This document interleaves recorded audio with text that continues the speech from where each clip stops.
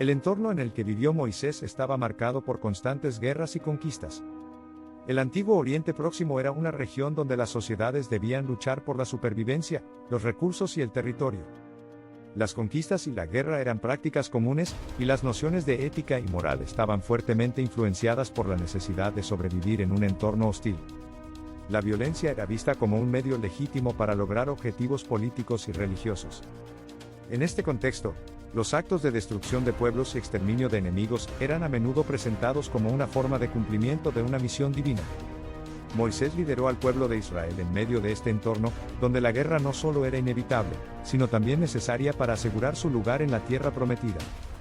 Las narraciones bíblicas presentan un mundo donde la aniquilación de pueblos enteros no solo se justificaba, sino que era un mandato divino. Los enemigos eran vistos no solo como rivales militares, sino como obstáculos para el plan de Dios. Por lo tanto, Moisés, actuando como intermediario entre Dios y su pueblo, se convirtió en el ejecutor de estas órdenes violentas, ejerciendo un liderazgo militar que buscaba erradicar cualquier amenaza a la supervivencia y expansión de Israel. Bienvenidos a Sombras de Sabiduría, el rincón donde los secretos antiguos y los misterios olvidados vuelven a la luz. Apóyame y suscríbete activando las notificaciones para no perderte ni un solo misterio y seguir trayendo contenido al canal. Hoy descubriremos, ¿Moisés un líder militar? Uno de los episodios más controvertidos que destaca el rol militar sanguinario de Moisés, la guerra contra los madianitas, Números 31. En este pasaje, Moisés ordena el exterminio total de los madianitas, incluyendo no solo a los soldados enemigos, sino también a mujeres y niños.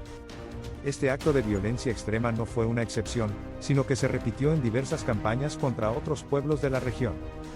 Moisés justificaba estos actos bajo la premisa de que eran órdenes directas de Dios, lo que implicaba una guerra santa que buscaba eliminar a cualquier nación que se interpusiera en el camino del pueblo elegido. La destrucción total de los pueblos enemigos no era solo una medida táctica, sino también una forma de purificación religiosa. Para Moisés, eliminar a los pueblos vecinos era una forma de eliminar la influencia de prácticas paganas, que podían poner en peligro la fe y la cohesión del pueblo de Israel. Moisés empleó estrategias de destrucción total como una táctica militar para asegurar la supremacía de Israel en la región.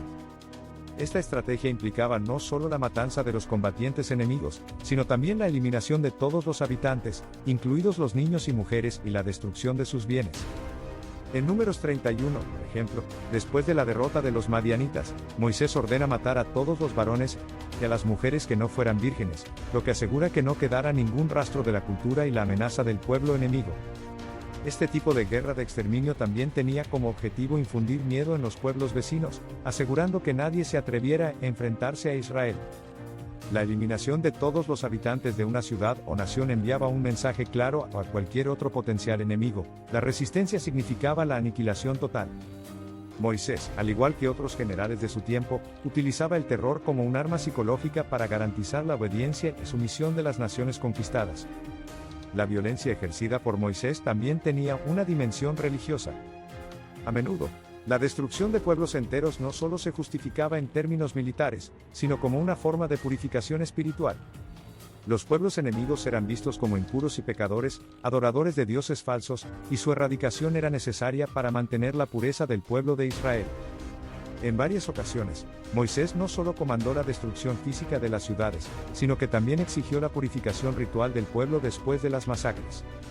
Los israelitas debían purificarse tras el contacto con los cadáveres y las posesiones de los pueblos conquistados, lo que subraya la idea de que estas campañas militares no eran meramente actos de guerra, sino actos de purificación religiosa. Esta visión convierte a Moisés en un líder que no solo utilizaba la violencia como una herramienta de guerra, sino también como un medio para imponer una visión moral y religiosa.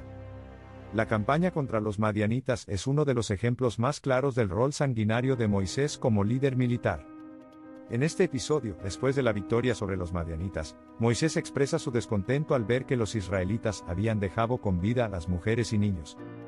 Como respuesta, ordena la ejecución de todos los varones y de las mujeres que hubieran tenido relaciones sexuales, dejando vivas únicamente a las niñas vírgenes.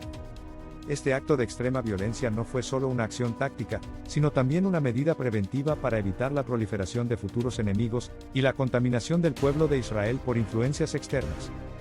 La masacre de los madianitas ilustra la brutalidad de las campañas de Moisés, y su disposición a utilizar la violencia sin restricciones para lograr los objetivos de su misión. Este tipo de acciones también reflejan una visión de liderazgo donde la misericordia era vista como una debilidad, y la fuerza bruta como una necesidad para garantizar la supervivencia. El Antiguo Testamento, en muchos de sus relatos, legitima la violencia extrema como un mandato divino.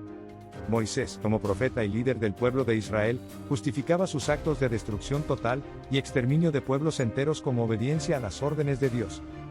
En este contexto, Moisés no actuaba por su propia iniciativa, sino como el ejecutor de una voluntad divina que veía en la erradicación de los enemigos de Israel una forma de cumplir con el pacto sagrado.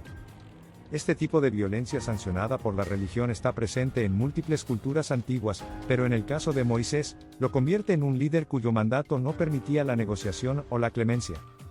La guerra, en este caso, no era solo una cuestión de supervivencia territorial, sino un acto religioso en sí mismo, donde la destrucción de los pueblos paganos era un deber sagrado. Moisés puede ser considerado no solo un líder espiritual, sino también un general militar que empleó tácticas sanguinarias para asegurar la consolidación del poder de Israel. Su rol como general sanguinario se ve en las múltiples campañas en las que ordenó la eliminación total de enemigos, sin mostrar piedad o misericordia. Aunque justificado en términos religiosos, Moisés demostró una capacidad estratégica para emplear la violencia de manera efectiva, consolidando el poder de Israel y asegurando su hegemonía en la región. Comparado con otros líderes militares de la antigüedad, Moisés no era único en su uso de la violencia extrema, pero lo que lo distingue es la combinación de sus roles como líder espiritual y general militar. Esta fusión de religión y guerra lo convirtió en un líder cuya autoridad era incuestionable, y cuyos actos de destrucción total se presentaban como parte de un plan divino. Moisés puede ser considerado un general militar sanguinario debido a su disposición para destruir pueblos enteros en nombre de la supervivencia y la religión. A través de las guerras de exterminio, como la de los madianitas, utilizó la violencia extrema como una herramienta tanto militar como espiritual. La destrucción total de enemigos y la purificación violenta reflejan una visión donde la aniquilación no solo era una táctica militar, sino una obligación religiosa. Este enfoque consolidó su liderazgo y permitió la expansión del pueblo de Israel en un entorno donde la guerra era el medio principal para la supervivencia.